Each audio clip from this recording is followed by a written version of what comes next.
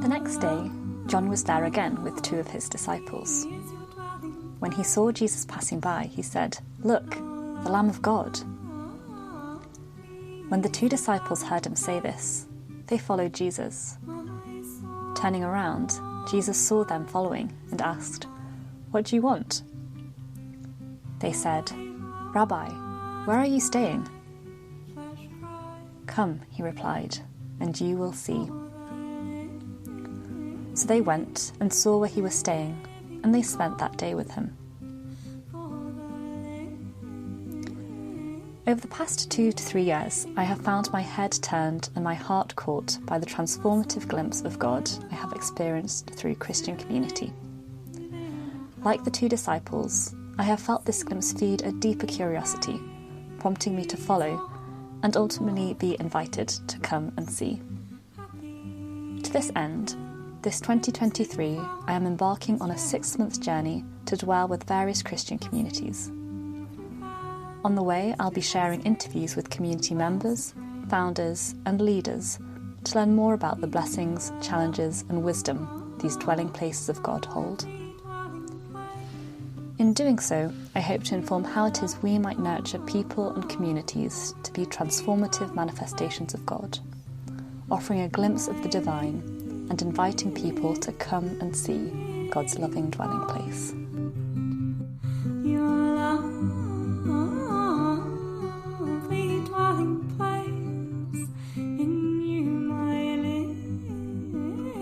My name is Kerri. I was born in Florida, and I have spent most of my life in the United States.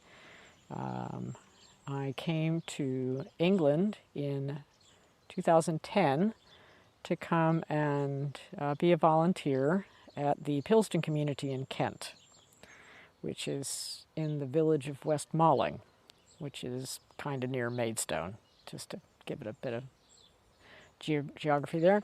I was there for 2 years, and it was very interesting because I had felt God calling me to go there. I discovered this place through various methods, and I went to their website, and their website was nothing special, very static. It hadn't been updated in years, it looks like, and I'm just noodling my way through it, and it was like God said, "I want you to go there," and I'm like, "Oh, okay." From America? Yeah, Wow. I was living in Alaska at the time, and I was like, "Okay," and that took a year to get to Pilston in England, and I have never lived outside of my own country ever. I've traveled, been a few places around the world, but I've not ever lived anywhere outside of America, and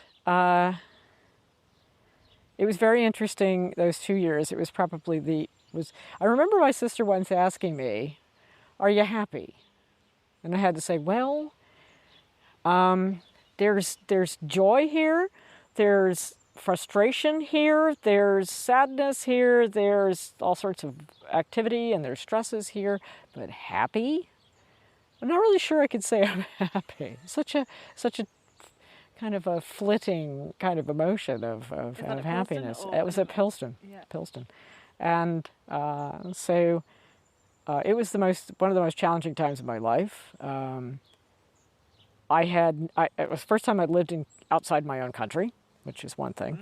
It was the first time I'd actually lived in community. I'd lived with housemates, but that's not quite, and family, but not quite the same thing. And this is the first time I had lived around people with a great deal of brokenness. The Pilston community is a place for people whose lives have kind of fallen to bits, and it's a place where they haven't hit bottom. They've already done that part, and they're on their way back up from that. And it's a place to help them gather their life together, and it's essentially a place that the principle of the place is that a daily rhythm and pattern of life, and the fact that there are people there that care about each other is the therapy. That's it. There's no other therapy that they do. Although if people need to go to AA meetings or doctor's appointments, I mean, that's facilitated. But the place itself is just a place to live. So I'm living with, it's like, okay, I've had friends who've had, brokenness and issues in their lives, and I've probably lived with a couple of people like that, but I've never lived with, 9 of them. And it was a very challenging 2 years. It was so many firsts, and the learning curve was incredibly steep. And while I was there, somebody else at the community had suddenly, a volunteer who'd come, had found out that there were this thing called intentional communities in England, and she wanted to know more. And so she got a short list that included Lee Abbey, Athona, and Hilfield. So I've now gone to all 3 of those places. I've been to all 3 of those places now. But at the time, I was like, okay. And I found out. So I went to the Hilfield website and found out that it was a religious community with a lay community living alongside it. And I went, wow, that's really different. I've not heard of that before, because Lee Abbey and Athona are lay communities. I mean, they might have clergy there, but they're not a religious community. They're a lay community with maybe some clergy there. And so I thought, I want to go see. So I came for a week and was fascinated. And then that was halfway through my time at Pilston. And then when I got done at Pilston, at the end of my 2 years, I was kind of going, well, it doesn't really feel time to go back to the States yet. So I ended up going back to the webpage for Hilfield. I'd found it the rabbit hole method, which is you just start clicking on links and eventually you end up somewhere. And of course, you don't remember how you got there. So I eventually got back to their webpage. And right on the front page, it said, we're looking for a kitchen manager. And I went, well, I can do that. So I came for a trial week, and then I joined the community in 2012. And since then, I have been the kitchen manager, the guest house manager, and now I'm the bursar. And none of these moves came from me. I didn't say, oh, I'd like to do this thing. People came to me and say, what do you think? And I'm like, sure, And they all came at good times. I mean, they all came at times where it was like appropriate to move on to that next thing. So I give God a lot of credit for keeping an eye on things and just, going, okay, and now it's this. Like, okay, I can do that. Oh, wonderful. And so you've touched upon Hillfields being a mixed community of kind of monastics and a lay community. Would you mind describing more about Hilfield for people who don't know about it? The Hilfield community is an Anglican Franciscan community of brothers. They got their start about 100 years ago, and it was the bishop of the time, and I can't remember his name, and then local people, maybe even the Earl of Sandwich, who owned this land at one point, wanted to see something happen here, and they recruited a fellow named Giles, who was in Oxford, and Giles had like a couple of people come with him, and they started. This was a farm at one point, so that was the start back about 100 years ago. Prior to that time, this had been other things. At one point, it was I don't know what kind of school it was, like an experimental school, which kind of had its own laws and rules and ran itself, kind of. I don't know very much about that, but that was before and there was a gap after that before the first Franciscans came here.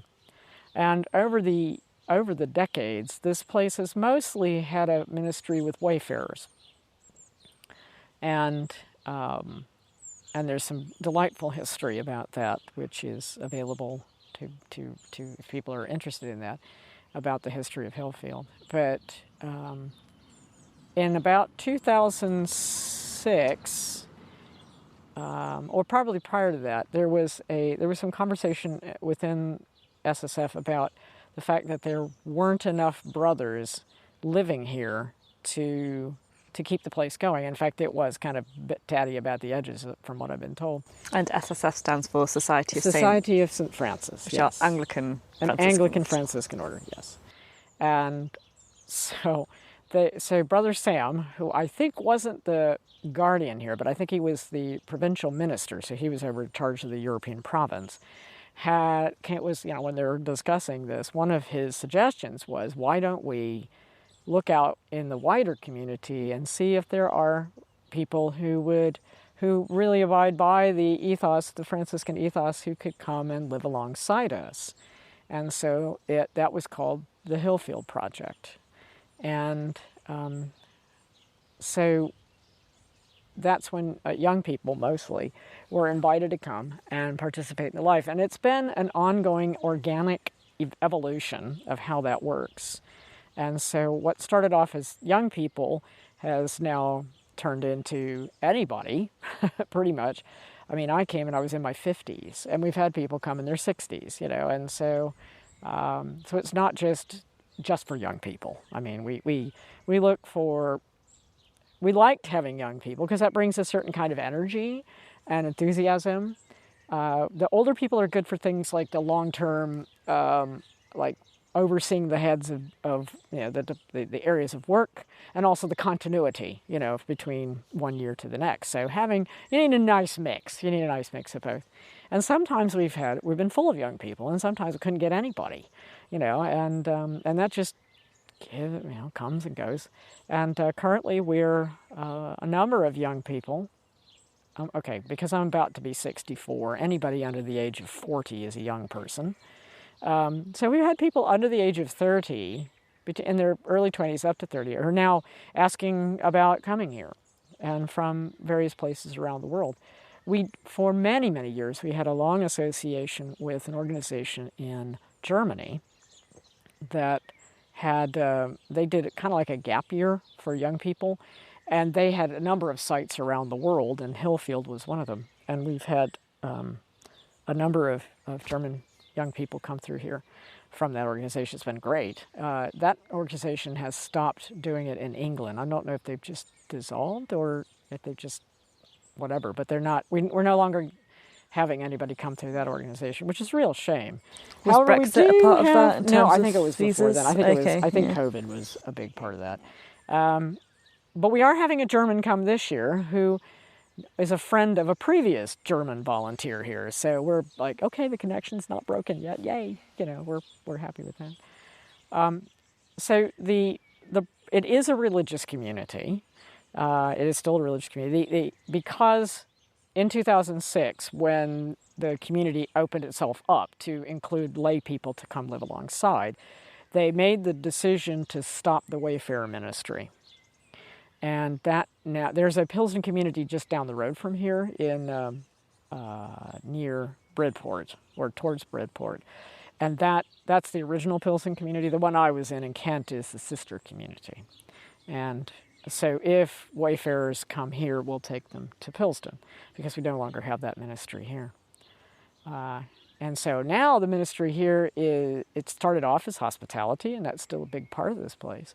But we also have a tremendous environmental and ecological presence, and we do a tremendous amount of stuff with the land that we have. We have, I think, just around 40 acres of land, and it's all mixed. We've got pasture land and wet woodland and fields that we have planted, and we've got buildings and structures and all sorts.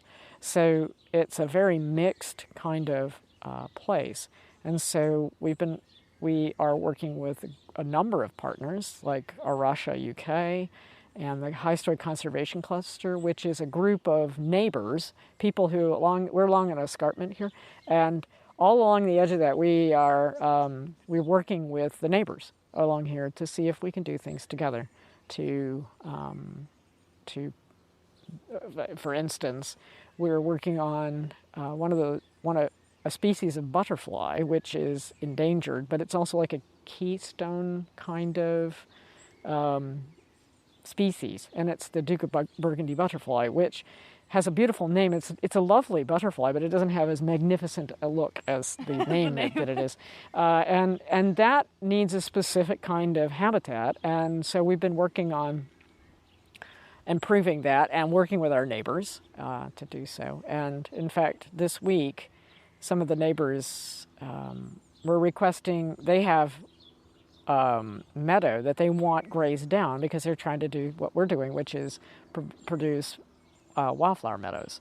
And to do that, you need cattle. And so we have a few. And so people are asking if they can have our cows come and graze their land to help with this process. And so that's part of our being part of this larger cluster. But we also work with the Dorset County Council and the Dorset Woodland Trust and others. So we do a tremendous amount of stuff with that. And then within the community, that's part of the Franciscan ethos of social justice. I mean, environmental justice is social justice because what happens to the environment affects everybody. And when the environment begins to collapse and go into crisis, the people who are most affected by that are the poor. And so our part is to create an environmentally and ecologically healthy place. But also within our community, we have people who actually go to the protests, that participate in things like that. That go to the various marches and things. We have a lay person here that does that, and then we have a brother who does that, and we are friends with people who do those sorts of things. So we support that. This community supports those nonviolent actions,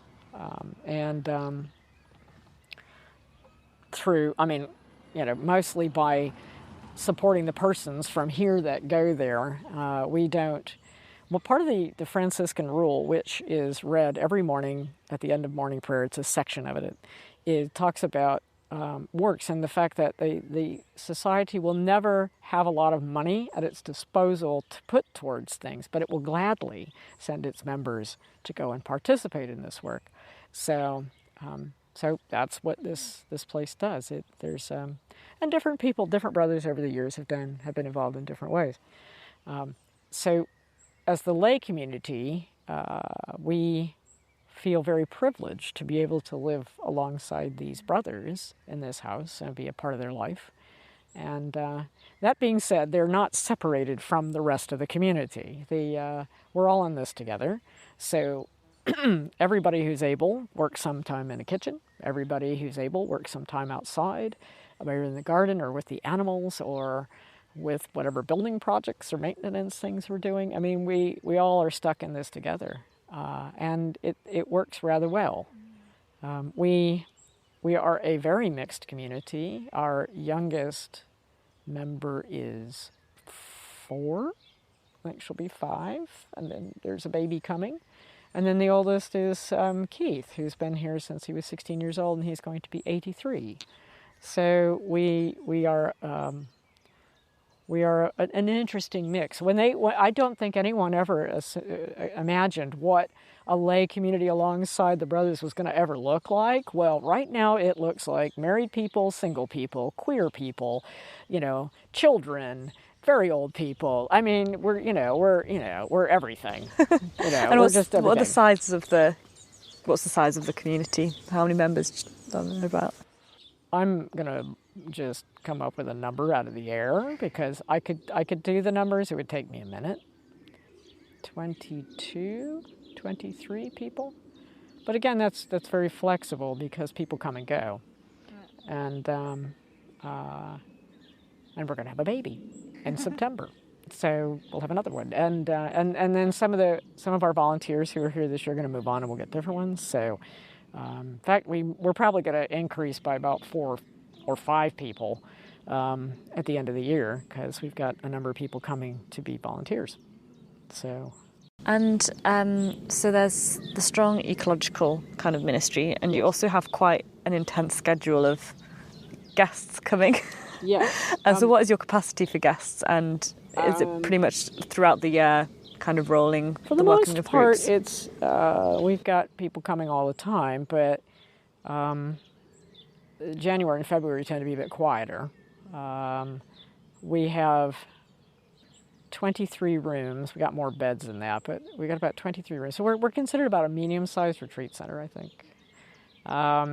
We have 3 guest houses. 2 of them are set up to be self-catering, and people who are you don't have to even be a Christian to, hire up one of these self-catering houses.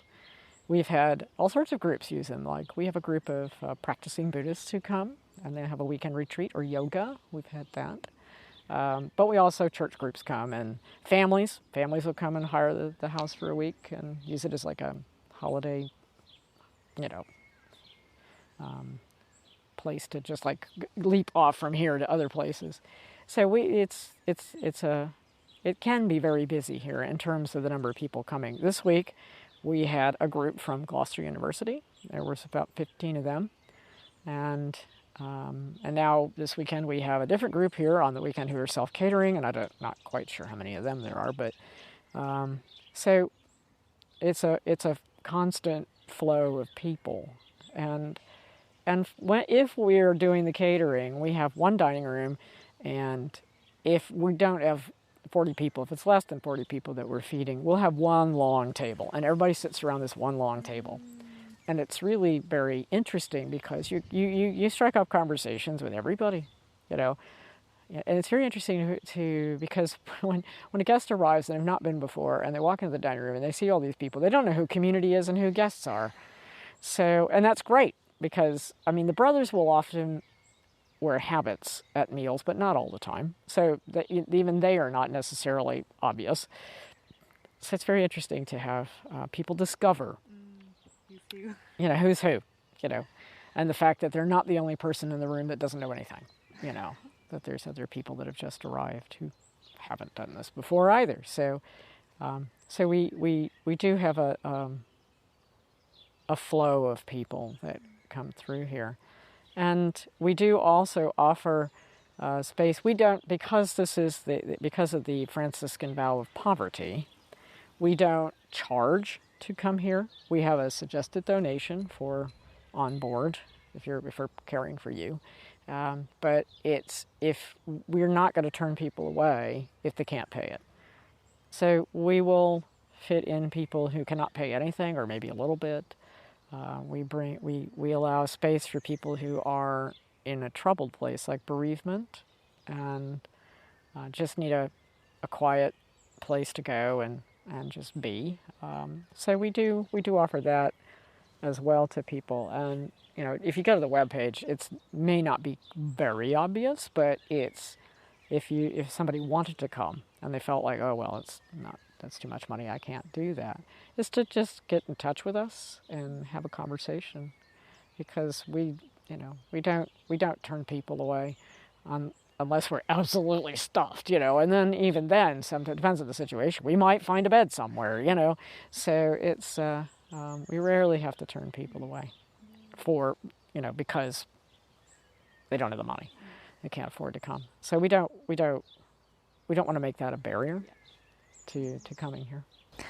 And would you mind describing what the rhythms of the community look like? What's the typical day as a lay community member? Or as a community member?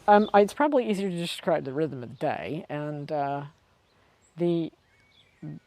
it's everything here goes around prayer and meals. It's probably the easiest way to say it. And tea breaks. Well, that's kind of part of the meals thing, And I've looked at it over the years because it's been said that the chapel here is the heart of the community, which I would believe in. But I also made the comment that the dining room was its stomach, So, and it's very interesting because the life here is punctuated by prayers and meals and tea, but also there's work. There's things that happen out during the day. So we'll start. There's morning prayer first thing in the morning, and then there's breakfast. And then the community meet for a morning kind of operational meeting shortly after breakfast. And then we go off into the day, and then we have a morning tea break, and then there's midday prayer and the Eucharist, and then we have lunch, and then there's more work, and then there's afternoon tea, and then there's evening prayer, and then there's supper, and then there's night prayer. And it's interesting looking at how those things work, because it's sort of like we come together and then we go out and do things. And then we come together, and it's different people coming together. So you have some people go to the chapel And then you have different people that go to breakfast, and you have different people that go to, tea times, and it's this constant, we come together, and then we go back out, and then we come together, and then we go back out. And this is the flow of the day. Even if you're a screaming introvert, there are times when you're not going to be completely surrounded by very chatty people. And in fact, you can come for the day as well. And then there's opportunities to either eat with us or just bring a packed lunch and do your own thing. So you don't have to, there's no requirement for guests to participate in much of anything, if you want to get fed, you probably need to come to a meal. But for the chapel and for the tea times, and there's no expectation that you would have to show up. I mean, even within the community, not everybody comes to everything. Yep.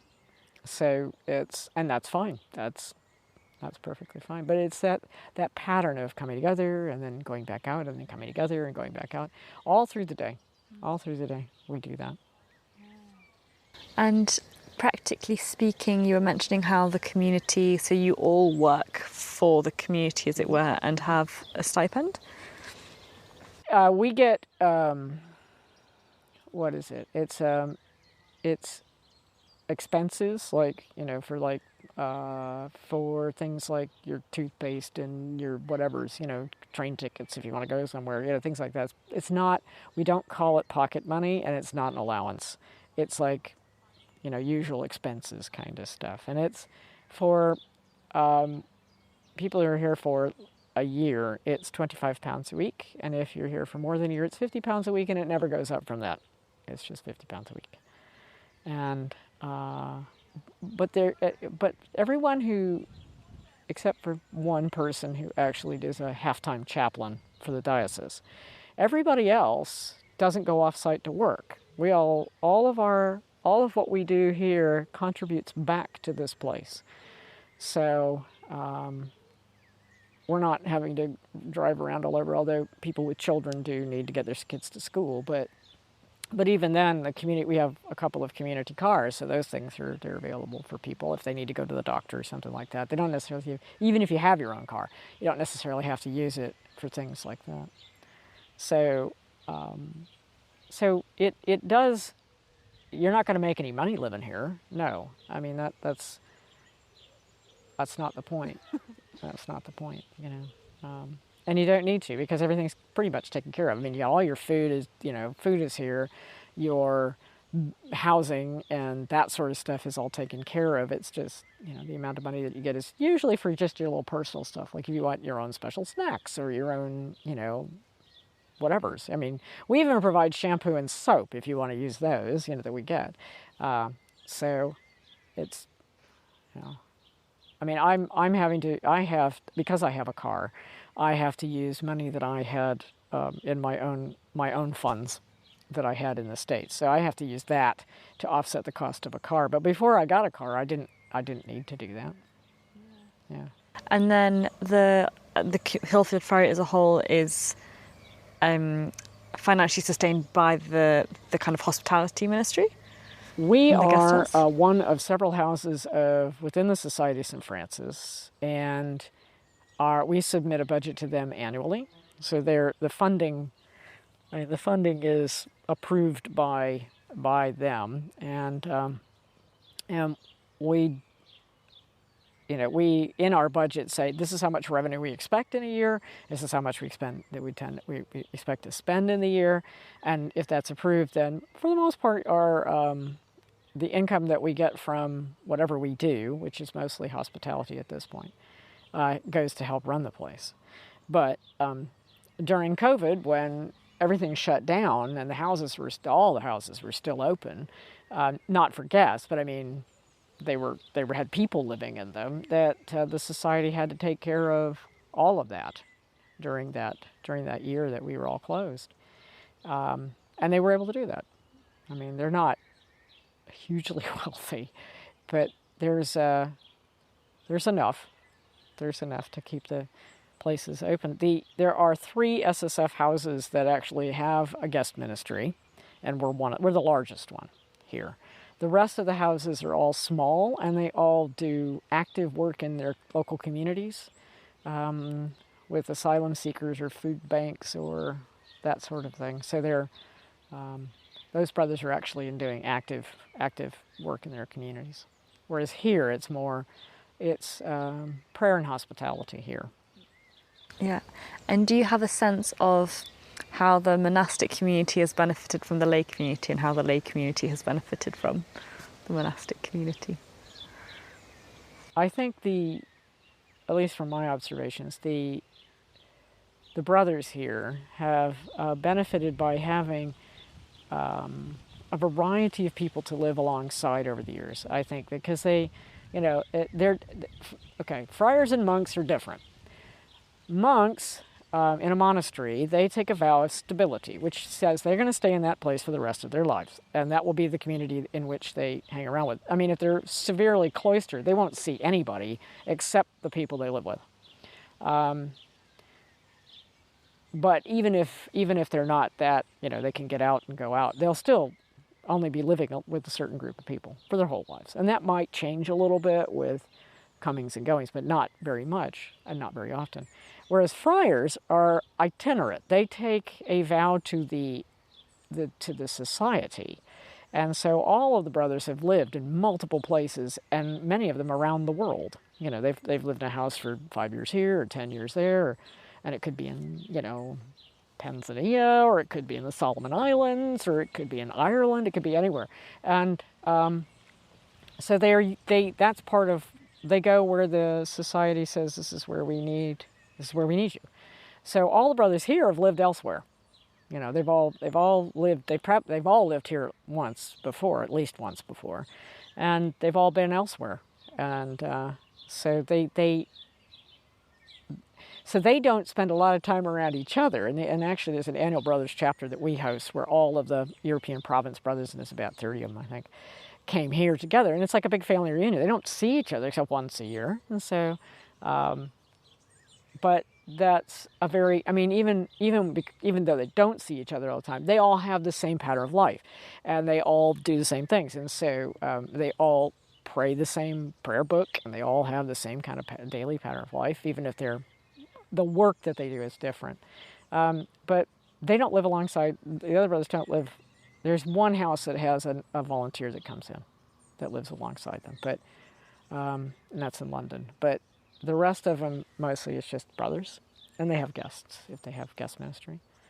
But we're the only one that has a regular pattern of other people. And I think the brothers benefit by that because they are exposed to people who are different from them, who don't live their same life, and can help them see the world in a slightly different way, because we all chat amongst ourselves and people get to know each other. It can be challenging for the brothers because their life is they have a pattern of life, and they have to follow that pattern of life. They take a vow of obedience, and they have to do certain things, whereas the lay community do not. And so, the lay community after supper can swan off to home and watch television, but the brothers have to go to a night prayer, and then for the most part they just keep it quiet for the rest of the night. We, down in my house, down in the volunteer house, that mean people would be up all night having a grand old time playing games or doing whatever.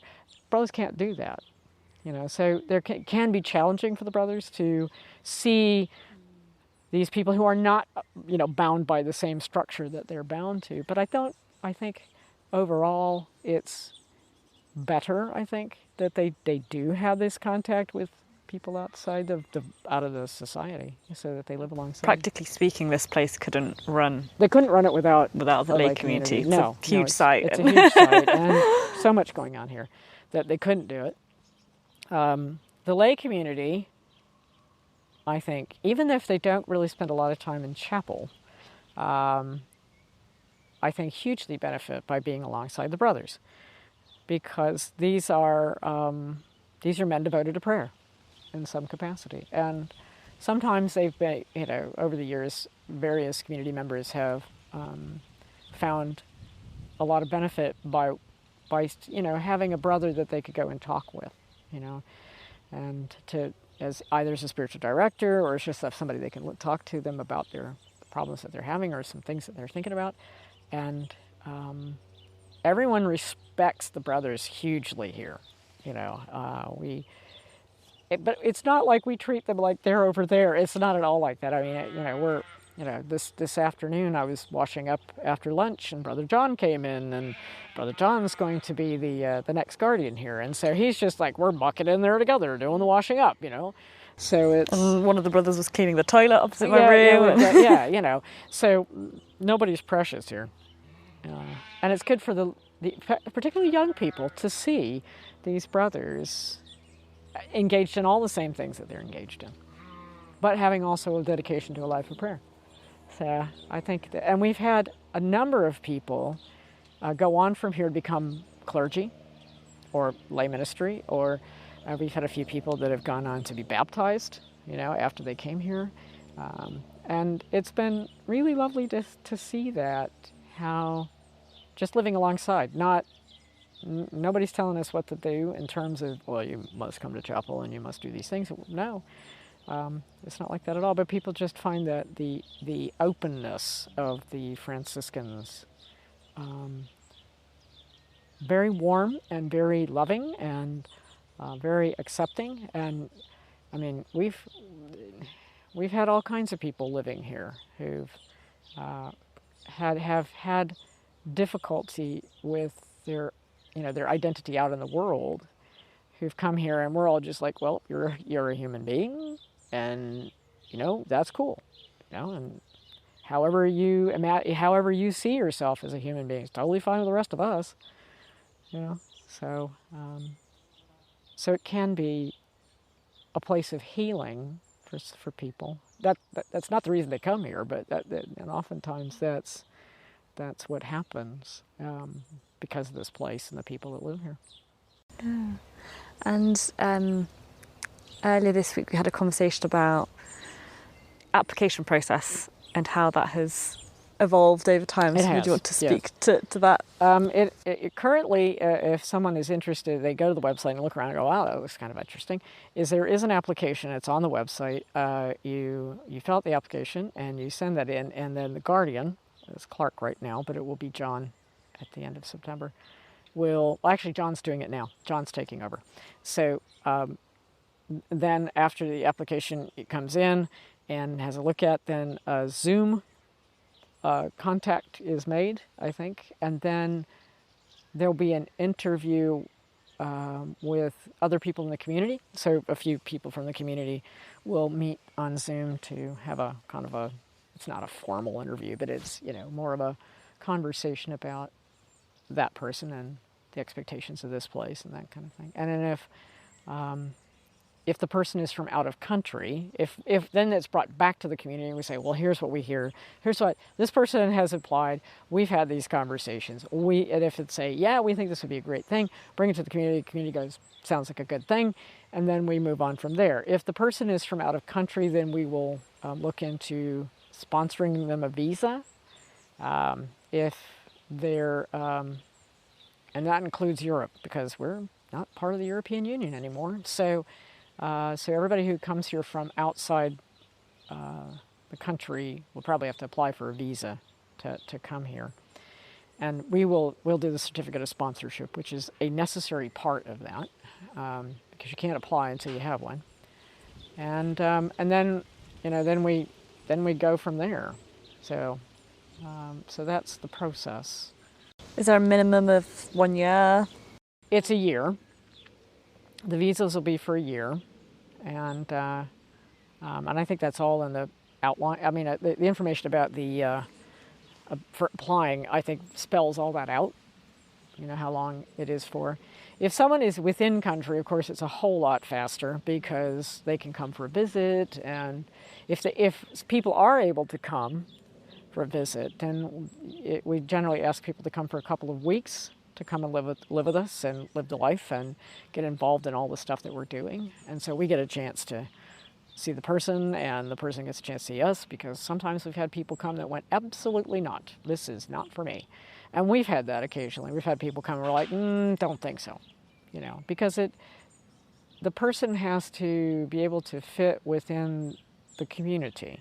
And while we can flex with a lot, if we've had people come with an expectation of what living here would be like, and it's like, well, but that's not actually how it works. So if someone's really stuck on that, it's like, you probably need to go look elsewhere, because I think you'll be majorly disappointed, because it's a lot of people and we're all different, and and anything, it's not a certain way, and even though we have this pattern of life and daily rhythm of life, things happen, and we have to flex with, what happens here. And so it can't necessarily meet everyone's expectations.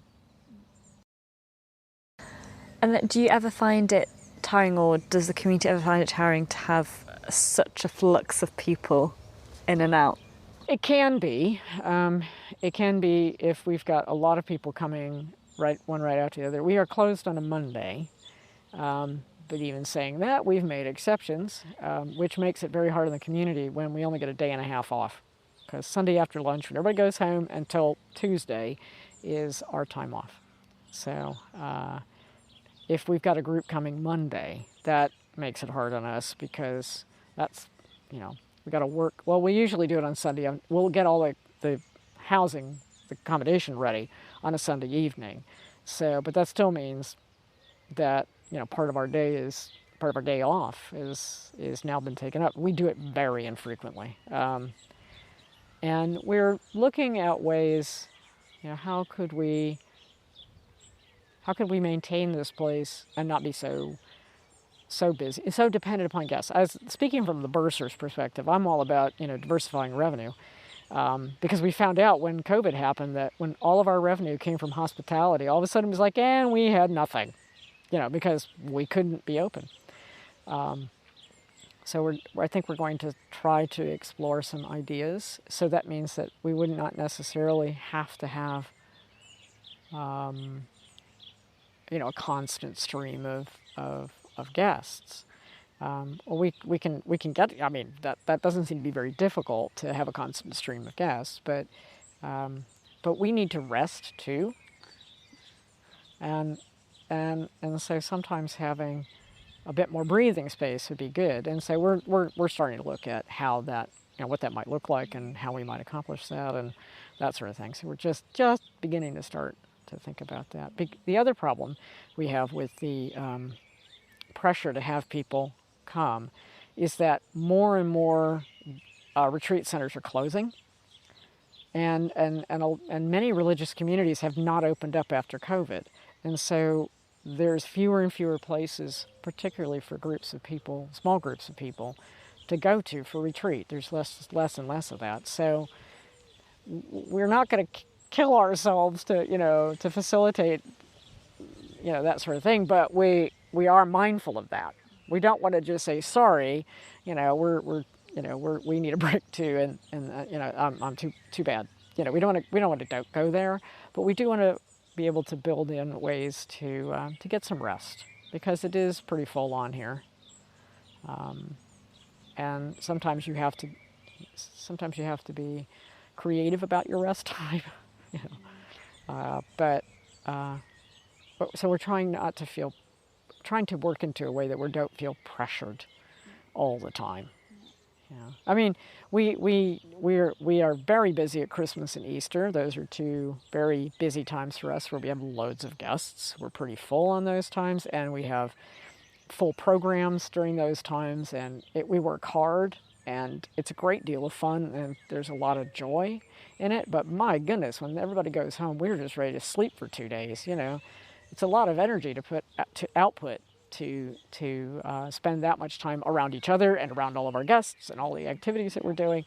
It takes a lot, and we usually are closed. Generally, we're closed the weeks after Christmas and Easter, so that we can take a deep breath and go and relax. It's quite impressive that you've been here for 11 years, because a lot of the communities that I visited, people stay less long because it is quite intensive and only lends itself to a certain amount of time. And yeah, it's quite impressive that I'm not the you only managed one, to actually. stay as I'm long, not the only one. I mean, we have It seems sustainable in some way. Yeah, I think it's because the work that there's 7 people, okay, 8 people of us who've been here longer. I mean, people who've been here longer than me. There's one brother, that's Hugh. There's 2 couples who've been here longer than I have, and Keith. And Keith's been here since he was 16. So Keith is autistic, but has lived here for practically his whole life and is very much a part of this community. And he has his own responsibilities and his jobs and things. And he's got very specific things that when he talks about, he's very verbal. You can have conversations with him to a certain extent. But you have to get used to the fact that Keith might try to shoot you with a bow and arrow that doesn't exist, or or start barking commands at people to get into the dining room because the bell's just rung and things like that. But that's Keith, and he's, for the most part, that's just who he is. And occasionally he's had when he does get upset by a change or something different, we've had to learn how to help him out and help him quiet down and calm down and change the situation and that kind of thing. But that's living alongside someone who's he's been here longer than any of us, so he's a big part of our community. But the other people, I think that the reason that we can stay here is that our lives keep changing. Our what we do and how we're involved in this community and how we're involved in the outside world keeps changing, and that can keep us from being getting stagnant and feeling stale and that sort of thing. I think for most younger people, this is a good place to come for a year or two, to get us to step away from like a regular kind of busy life in like at uni, or if you're working or you live in a big city or something like that. This is it's a nice change. It's a difference. It's a very different kind of life, and we don't expect people to stay forever. That being said, Chantal and Richard came when they were in their, I think he came in when he was like 19 or something, or 20, early 20s, and so, they met here as young volunteers, and now they've got 4 children, Wow. And so, they've been here for never. So, but how they've worked in this community has changed over time. So I think that's how it can work. The brothers don't have any choice. They're here for as long as the society has them here. But for some of us in the lay community, no one comes here to stay forever. Nobody does that. And every year we have an annual renewal of commitment. We only say we're going to be here for however long it is. And so if you're here for an annual, if you're here for a year, you say a year. But all of us put no more than a year down, because we don't know. You can't sign up forever. You can just see what happens as each year goes by. And so that's why I realized 3 years ago that I was one of the old guard now. I was one of the people, I'd been here, I was one of the few people that had been here as long. I mean, there's only 6 people here longer than me, and I thought, wow, when did that happen? Who knew that was going to happen?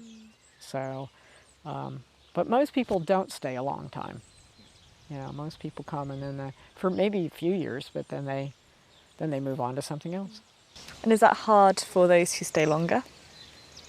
The first year I was here, there was a whole load of young volunteers who came in, and I found it really tough when they left. But after that, it's like that's just the pattern now. And I, the ones that I have really connected with and are friends with, we still are in touch, and we do see each other from time to time. And so but that first year it was hard. But after that, I have a much more of a long view, having lived here as long as I have. It's like, yeah, that's going to happen every year. People are going to come, and then they're going to leave, And but what I do see with that is how the place feels every time we have changes. So when we have, like we had some old brothers die, and that changed how this place felt. And then we have new young people coming in, and it changes how the place feels. And everybody brings their own self, right?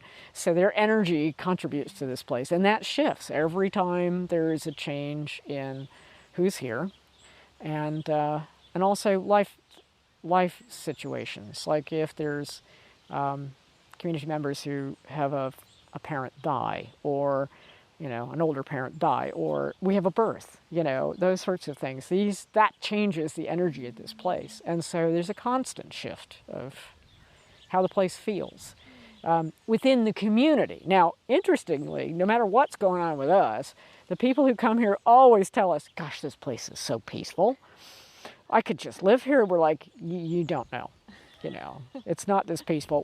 It's like it's a credit to us that we can give you that sense of spaciousness and peace and beauty and that sort of thing. And that's because that's why we're here. And so when people tell us that, we're like, thanks. It's nice to hear that. It's good to hear that. But now if you're like thinking, oh, that would be the life of living here. No, that's not. No, that's not. You do have to work. You do, yeah. We don't just sit around and get to sit around under trees and watch birds and look at things. We have time for that, but we don't have loads of time for that. Yeah. What would you say some of the key blessings have been and some of the key challenges? The blessings here have been how much I have found a value for my faith and my spiritual life by the chapel.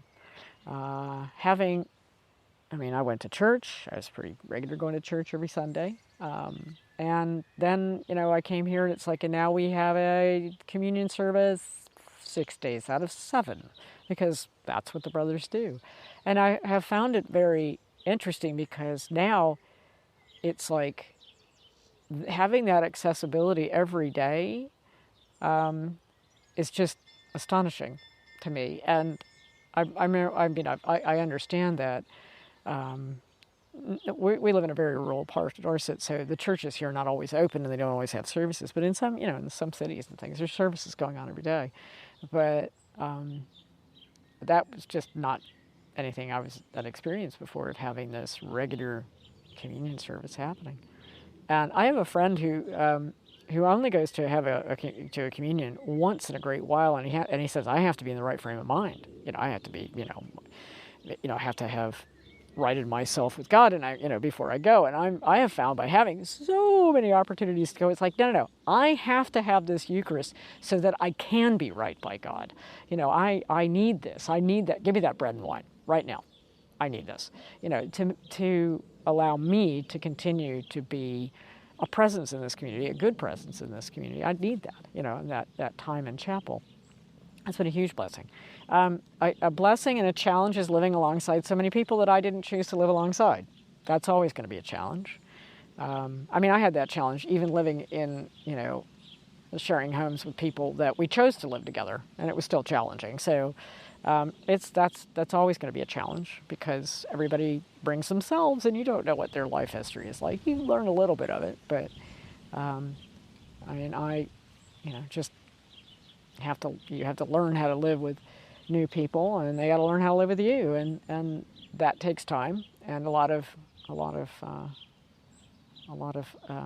spaciousness and graciousness. And I tell people that about community, the most important thing about living in community is that it's more important to be reconciled than it is to be right. And that's how community can survive, is that when people are willing to apologize and make a step towards someone that they might be in conflict with, and say, I'm really sorry, that's not what I wanted. How can we sort this out? And if you can do that, your community will survive. And that happens here all the time. People will inadvertently, annoy, irritate, otherwise frustrate other people. And but then if we regularly make a habit of saying, actually, I'm sorry, then it makes community work. It makes it a much more loving place. And we do call ourselves a family. But families have to keep work at that too. So the challenge is mostly, I think, living alongside people I didn't choose to live with. Not that that's a bad thing. I think it's good, actually, that I have all these different people from all sorts of parts of the world and walks of life and life situations, and I think that's a great benefit for living here, as well as a challenge. And you've been doing community for 13 years 13 years. 13 years, yeah. And I'm still not a master of it, and it's still challenging. And a personal challenge for me was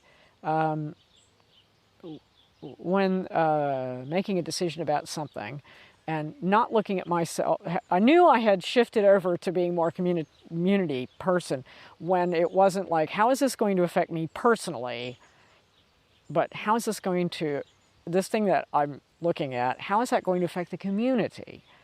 And then how is it going to affect me? And that's taken years. It's really difficult when, for the first few years here of that, making that decision, is to not always default to, oh crap, I don't really want to do that, that kind of thing. So to not do that, that's not the default anymore, or it's less the default. And that's challenging, is to put the community first, but to do it automatically, and that takes years and years and years. At least it has for me.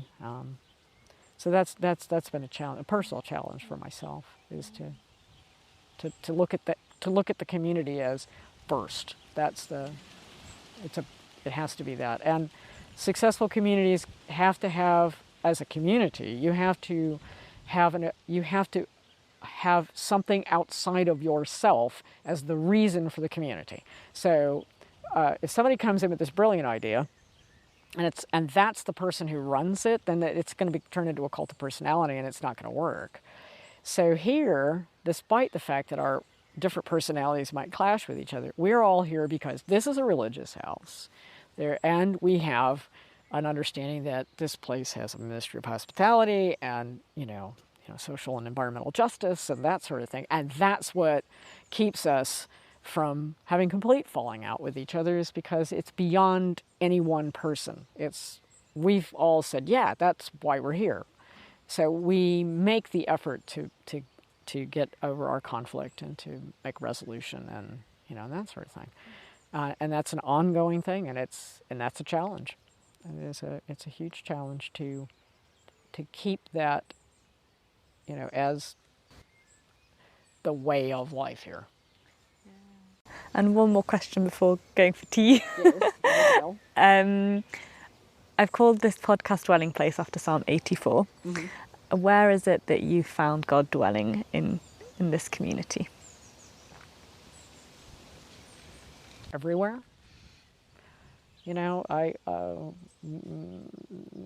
definitely, you can, I've had God come and have a word with me when I'm washing up, or when I'm in the chapel, or when I'm out, having a walk, or when I've been, the few times that I actually get out in the garden, I'm picking things or something. It's God's everywhere. For me, present everywhere.